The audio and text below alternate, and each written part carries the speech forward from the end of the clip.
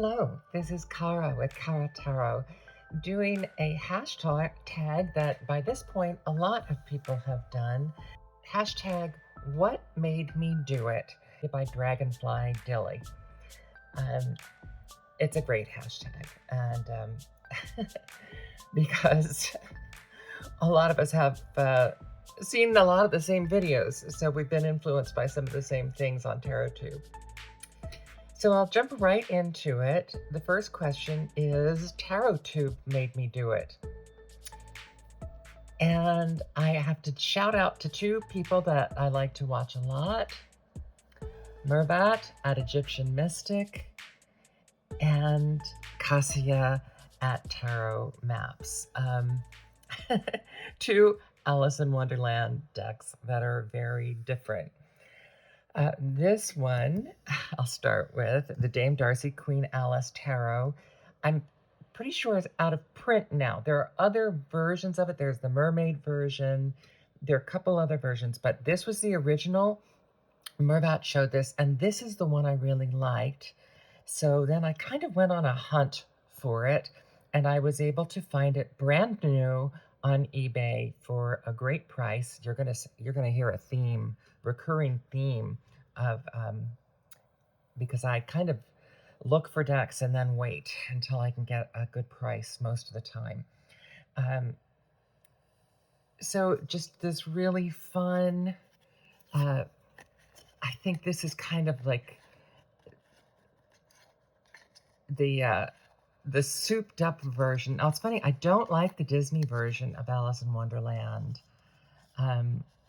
but this one is just so wacky. It's so Mad Hatter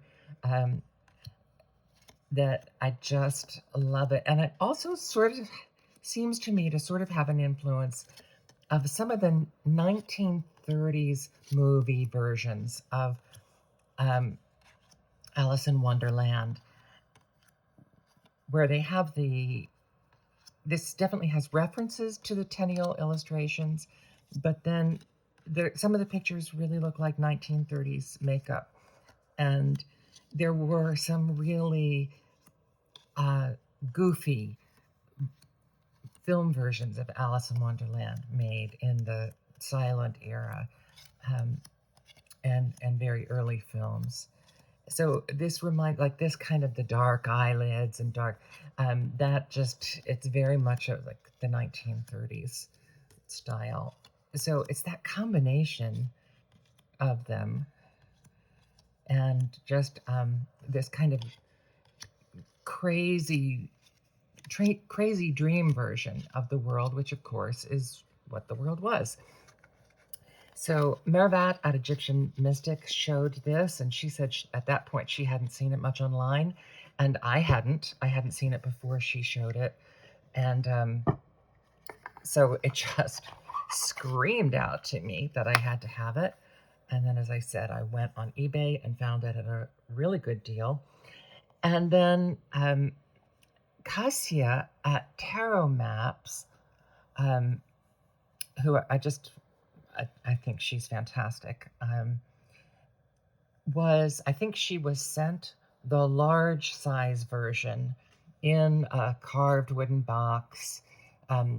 It was the collector's edition version of Alice Tarot by Nina Tarot, or Tarot by Nina. Tarot with Nina. There it is. Tarot with Nina. And I love large cards, so I really would have liked it. And this is what I really usually look for in Alice in Wonderland deck. It's what I like about the Wonderland Tarot is that my mini was based on the Tenniel illustrations. And so is this deck. But I decided I didn't need all the stuff that came with the collector's edition. I just wanted the cards. So it has a really lovely kind of wallpaper effect, Baroque wallpaper effect back. And I may be one of the first to show this version of the cards. This is just this standard tarot size version of these cards.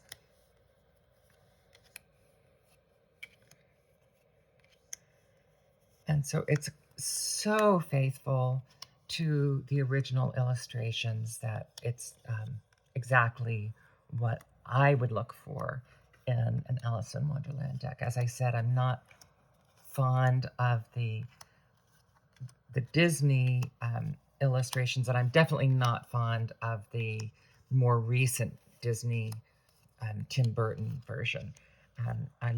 I tend to be a classicist, and so, of course, I want to go with these kind of original illustrations.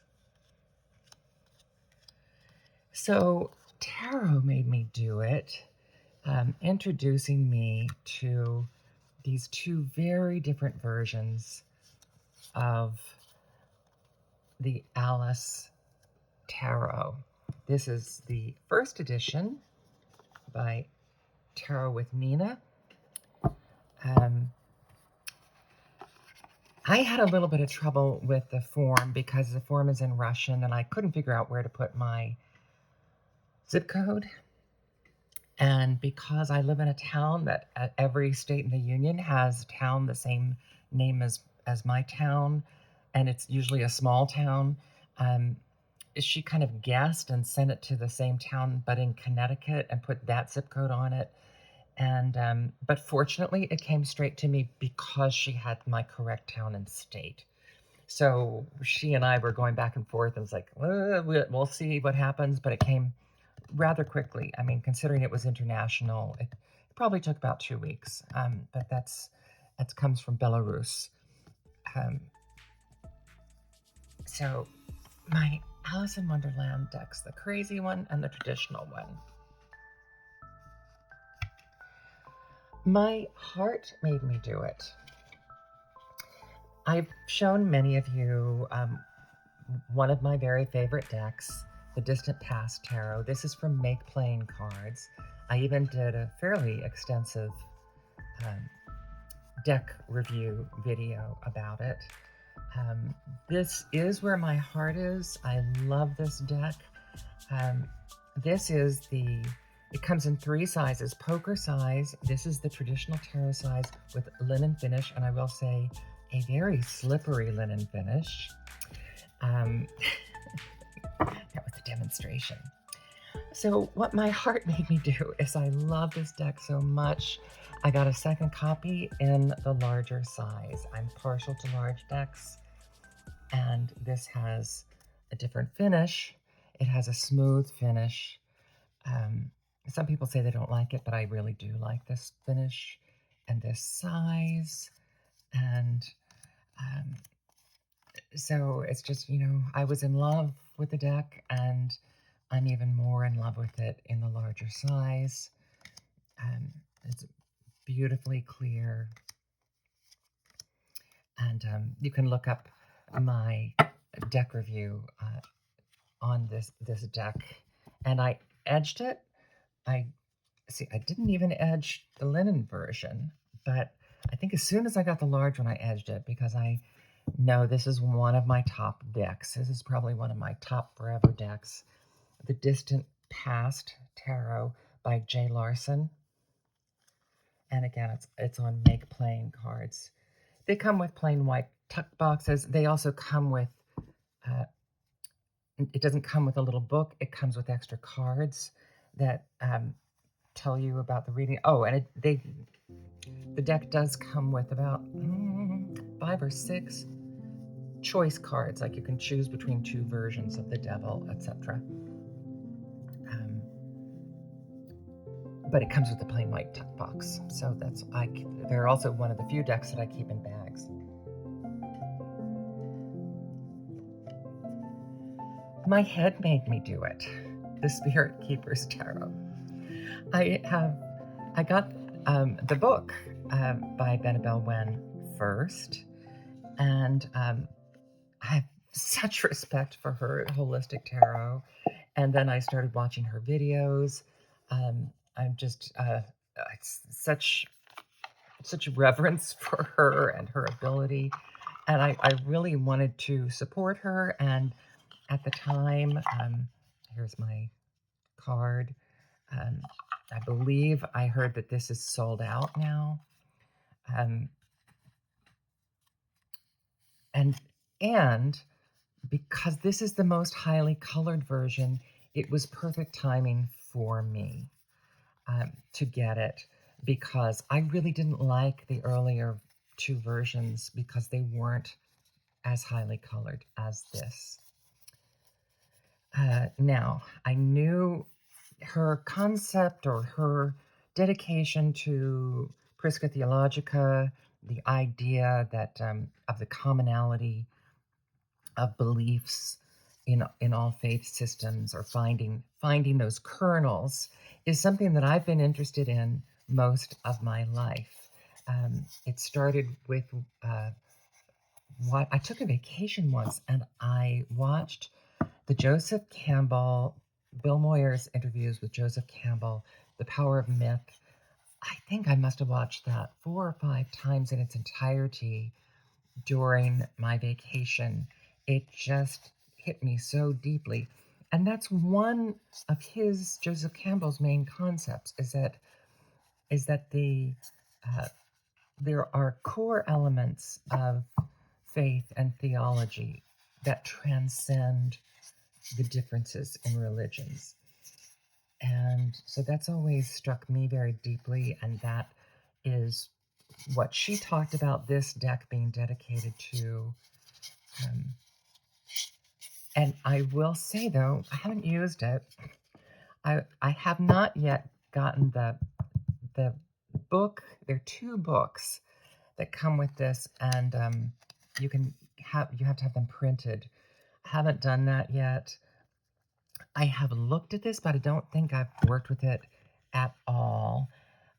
Some of it is probably just awe, but it's also, as I've said with other things, I want to understand it better before I really dive in, and which would mean reading this book. And it just, its time has not yet come.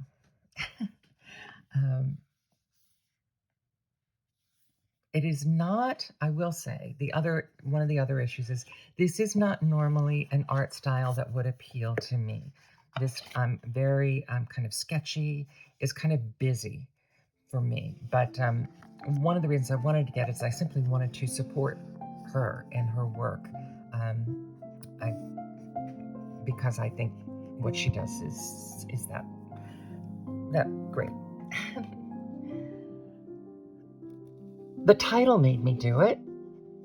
Of course, it wasn't the title alone, it was my interest in history, but the Byzantine Tarot by John Matthews and Conway. I think I knew when I got it that he flips 2 of the elements in this deck. And even though the plastic is on it, I have worked with this deck and I love it. I really do. I love the imagery. You can tell because some of them are upside down. Um, I love the imagery of this deck. It speaks very deeply to me. The elemental shift is he flips fire and air. So in this, swords are fire and wands are air. I understand why he did it, but that doesn't make it a lot easier, because he kept, let me see if I can find one. Wonderful imagery through Silicon Conway. This is not her traditional style, and I do think she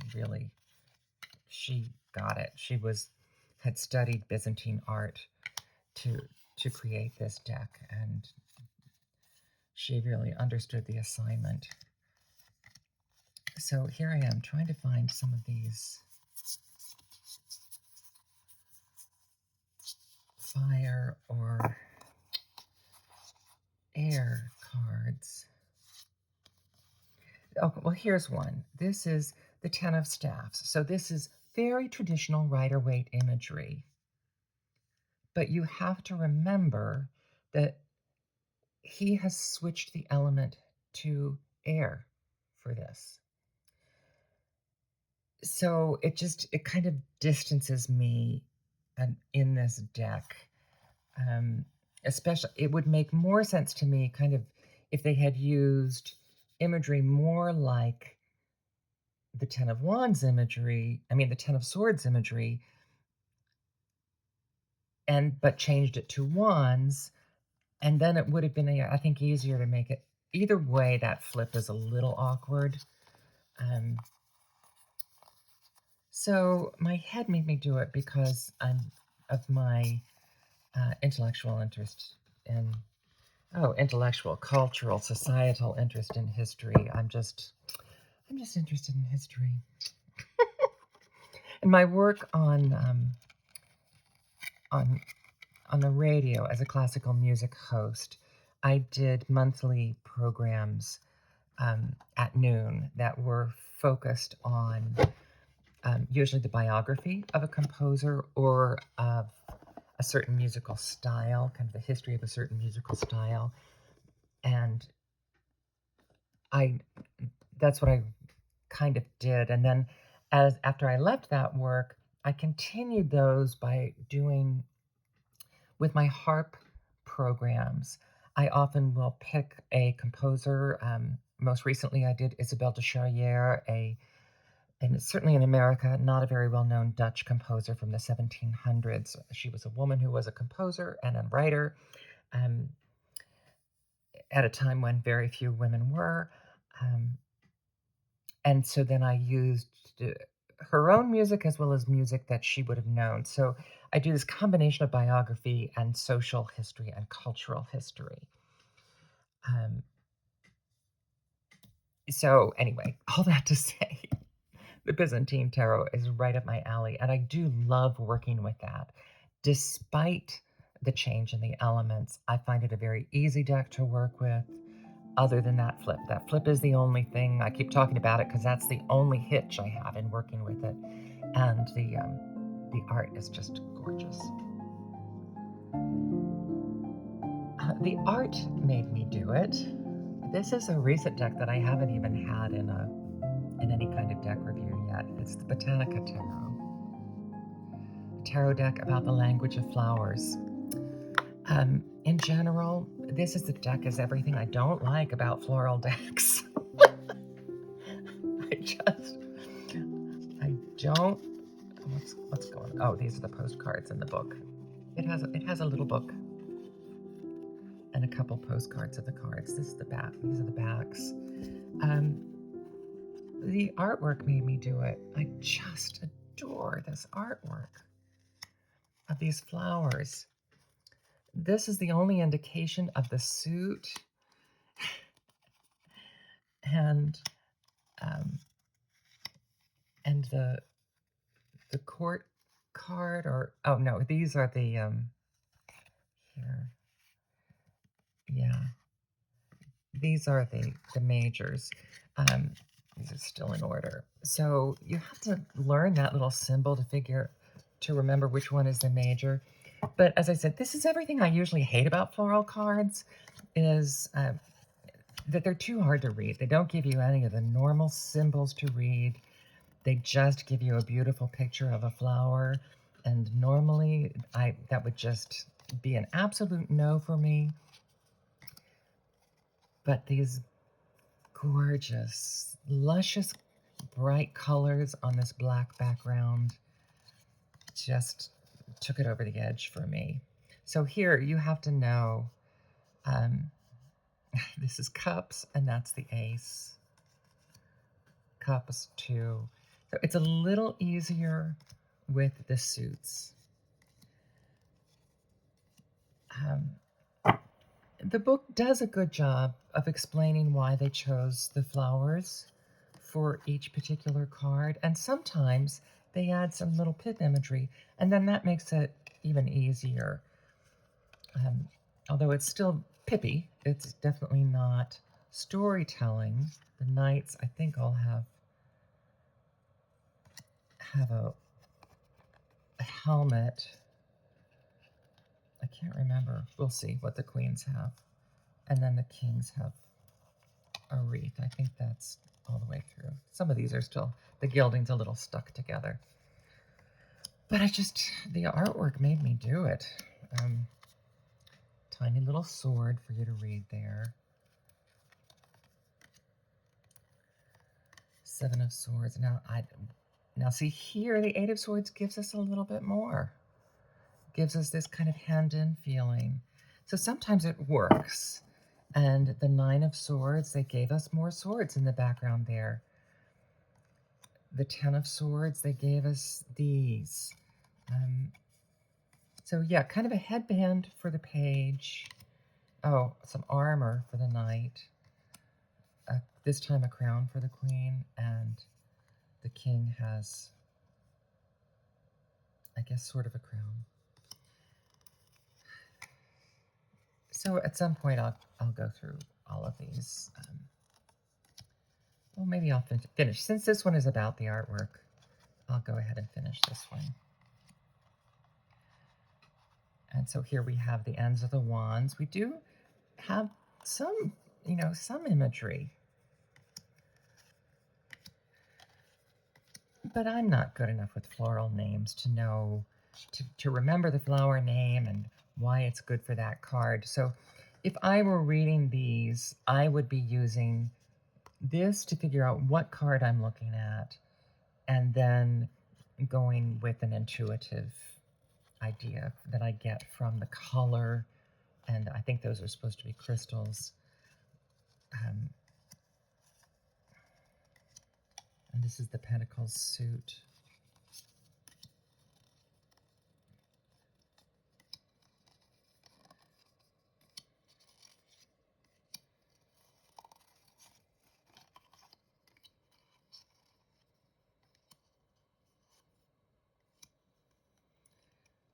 So to me, these are beautiful. In a way, they remind me of the work that I have done with knitwear.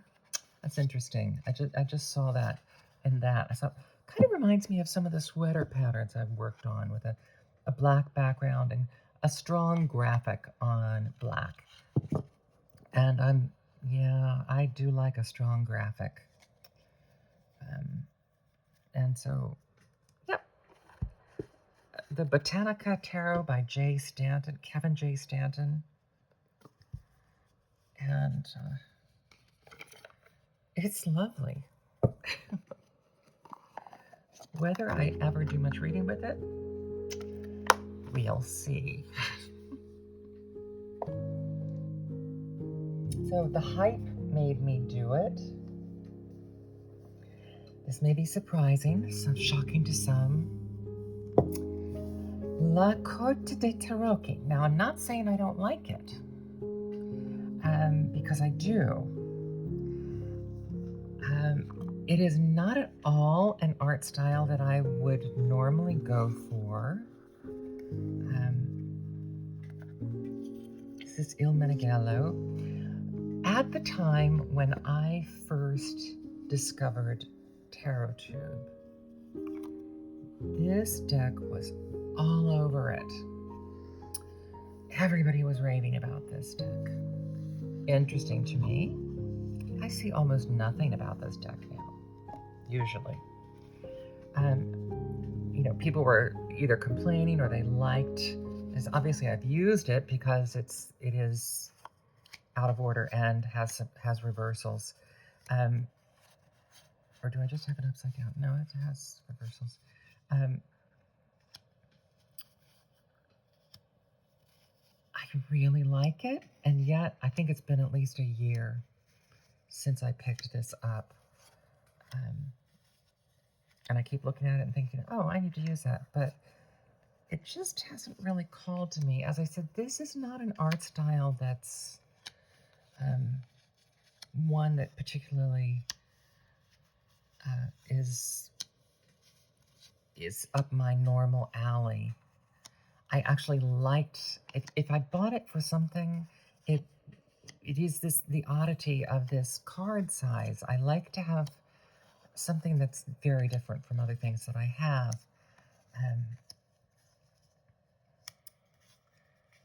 These are fairly static pips, so that also doesn't doesn't make it gain favor with me, but there's, there's enough to work there with. I don't have any particular reason.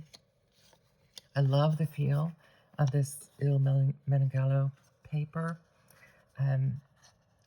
but now I cannot honestly say that it was just the hype, because I had it on my list for quite a while, and for a while it was almost impossible to find.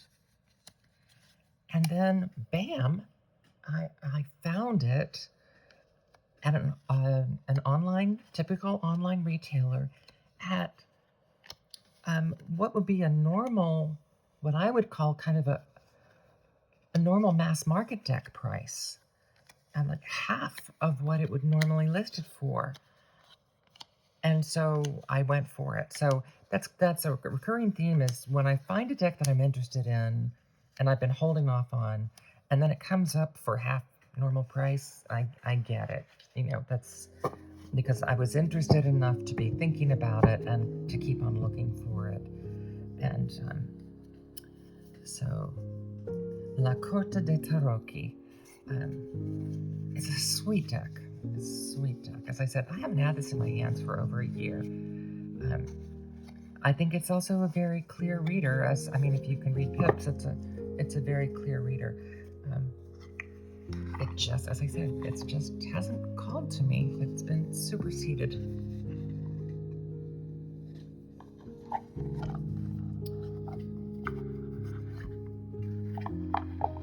But it's not going anywhere. I'm definitely glad I have it. My dark side made me do it. The Cult of Weimar Tarot. I either did a single, I just love that absinthe green edging on this deck. It's still in order. Haven't used it. Really like it. Again, I think I'm waiting for Halloween for this one. I think I have done I know I've done a complete flip through, either on a monthly recap. There is some nudity in this deck. I'll try to keep it going fast.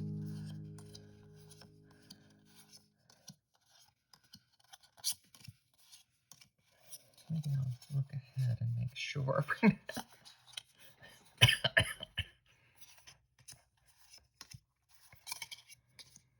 So, and it's color coded by suit, which I really like.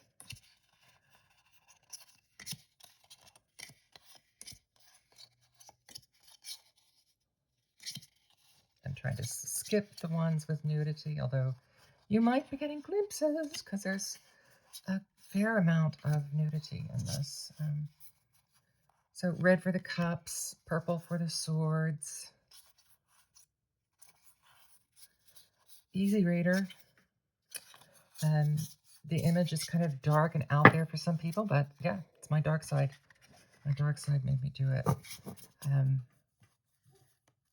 And I was delighted to get that call from my dark side for this deck.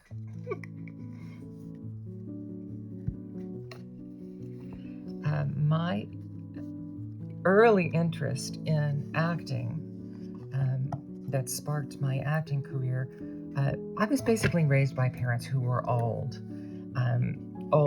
They were like twice the age of most of my contemporaries. So I was basically raised by my grandparents. So I watched a lot of old movies.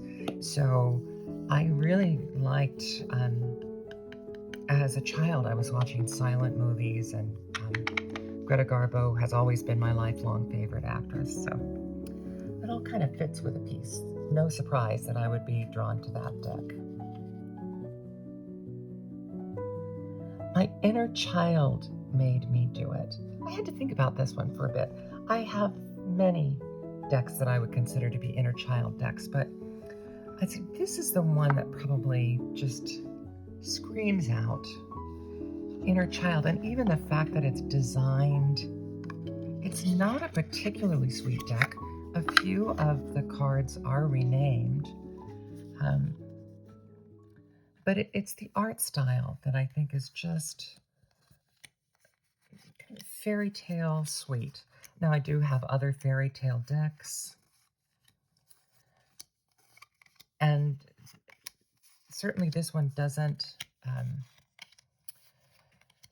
it's not like the decks that do away with the dark images. They might change the name a little bit, but the meaning is still there. Where do we have? Let's look at the 10. Let's look at the 10 of Swords.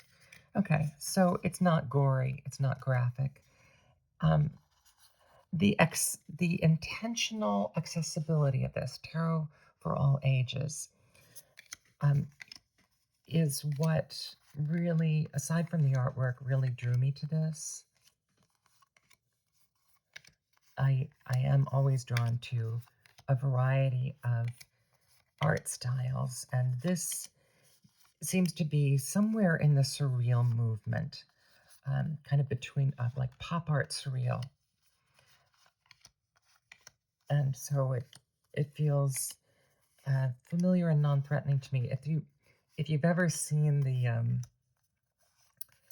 some of the 1960s wacko kids movies, like I think it's the 5,000 Fingers of Dr. Fives, or it's about a boy playing piano, but this is the feel of those movies. Bright colors, but still some dark imagery. This may be one of my very favorite chariots. So my inner child definitely made me do this, although my inner child has made me get many decks. My inner child is, I've said before, I was very young. I was in elementary school when I got my first deck. So all tarot decks are somewhat about my inner child, because it's picking up an interest that I began very young. Impulse made me do it. Now, there are a lot of decks that could fall into this category too. I will say, I have two picks for this. Tarot of Tales and Legends. And the reason that I would detail this as being the impulse is because when I got this is Lo Scarabeo, based on the artwork of Henry J. Ford.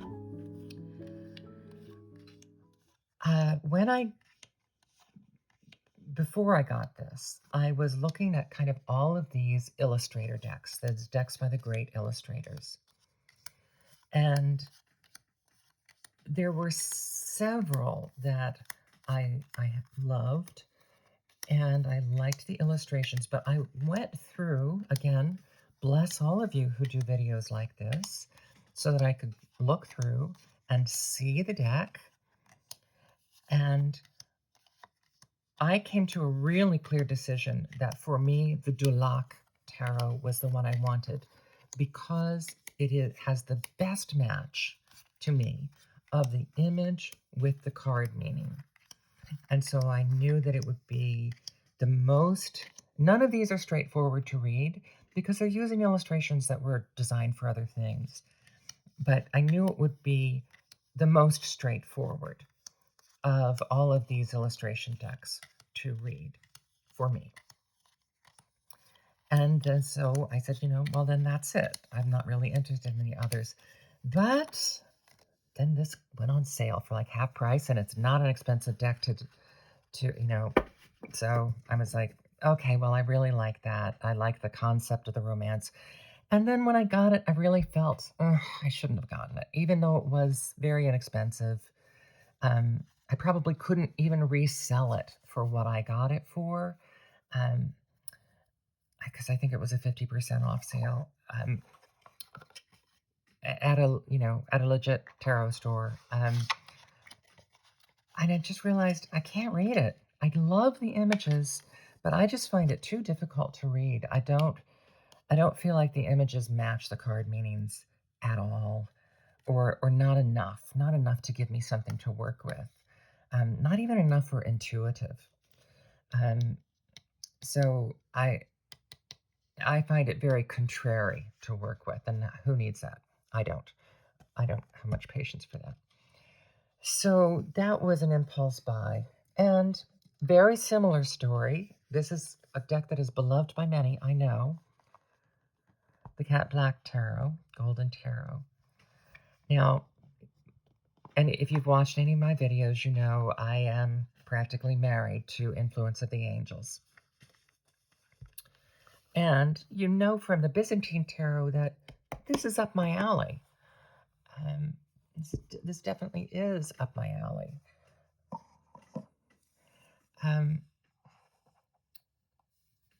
So yes, I love the artwork. This was another one. I got it 50% off. It's not a really expensive deck. Obviously, I have worked with it. I have reversals in here. 50% off. It was a deck. Again, I had kind of looked at this one, Influence of the Angels, and another one, and I had really studied them. And I knew the Influence of the Angels was the one I wanted, the one that spoke to me the most. But then a good sale came up on this, and I knew I did like this artwork. You can certainly, I mean, you can look at this and see it's close, it's similar to some other things that I have that I love. But again, I think it's been, well, last December is when I used this, and it simply has not called to me at all because of the primacy of Influence of the Angels in my tarot world and study. I look at it now and I like every image. I connect with it fine. It doesn't call to me. It doesn't, it's almost as if this is in my collection because if for some reason both of my copies of Influence of the Angels went by the wayside, then I would grab this. But it's definitely, it's definitely an understudy for me. Having been an understudy, I know all of the emotionally laden things that go with being an understudy. And it's, so I think, again, I would not have gotten it if it hadn't been on a 50% off sale. So I knew that I liked it. I just knew it wasn't going to be a top runner for me. Now, this one, I regularly consider passing on, selling something. This one I do not.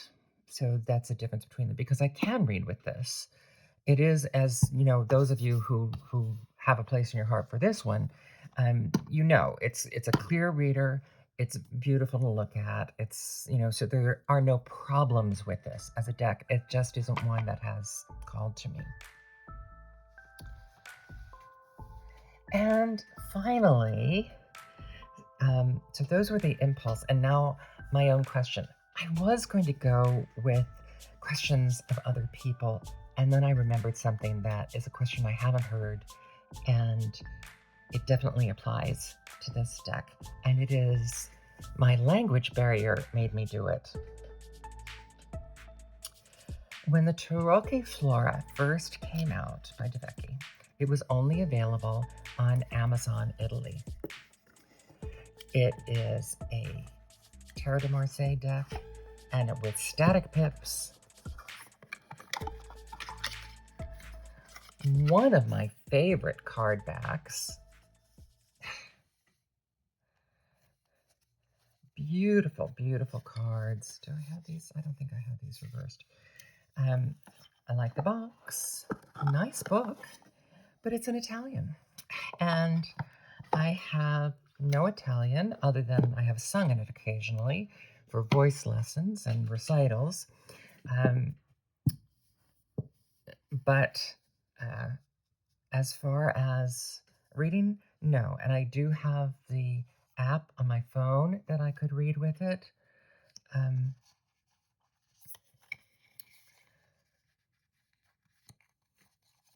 But it's just that, it's just another level of difficulty.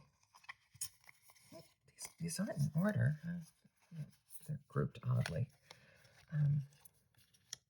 So these are what I call static pips, which is they have the number of pips and they're just in a geometric pattern. And yes, they do have flowers, but every pip in that suit has those same flowers. So that doesn't really add meaning. Some of them have a little higher vegetation than others, but there are some additional leaves and flowers. So here, there's some, but still, predominantly, it's just pips in a geometric form and not much else that helps to define them. And I don't know enough about the flowers themselves. Oh, that's why this is in a weird order. Okay. Yeah, I think I used this for another, and I was going through to show how the king of each suits is basically the same on a different flower.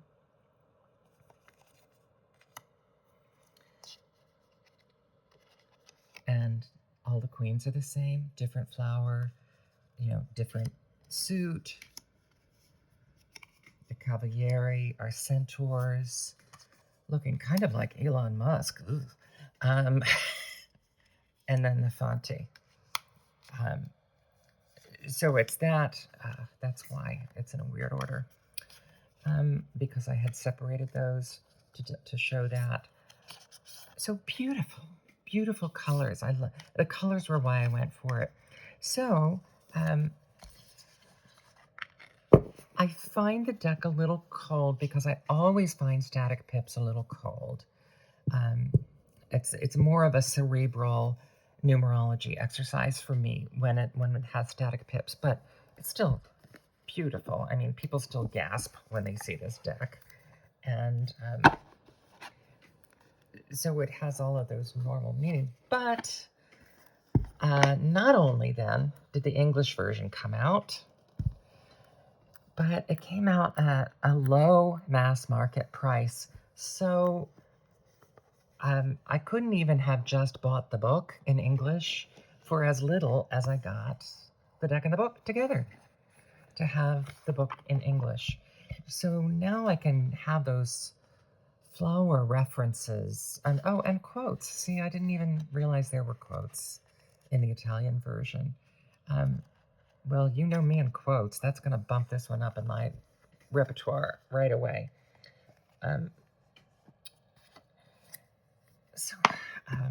So my language barrier made me get the second copy of this one. I often will say when people are doing deck reviews, I heard this thing. It wasn't about clearing out. It was about. I watched a video about clearing out your closets, and they said for something you're not sure about, ask yourself, would I buy it again? Would I buy it again today? And so this one, I don't even know that I would buy it again today. If I had known that this was going to come out in 6 months, I might have waited. Maybe not. I am a little impulsive in that regard. But I was going to say one of the things that I also look for is that I talked to about one of my Tarottube friends is if you're not going to buy a second deck, do you really even like the first deck? Because I like the Influence of the Angels. I made sure I went out and I got a second deck because that is a main deck for me. Rider-Waite-Smith, I don't have any duplicates, but I have probably 4 traditional Rider-Waite-Smith decks because that was always my entree. I have 2 or 3 versions of fairly straightforward traditional TDM decks.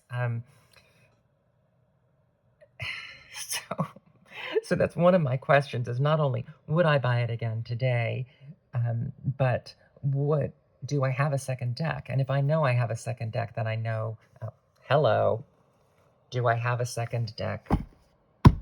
Distant Past Tarot.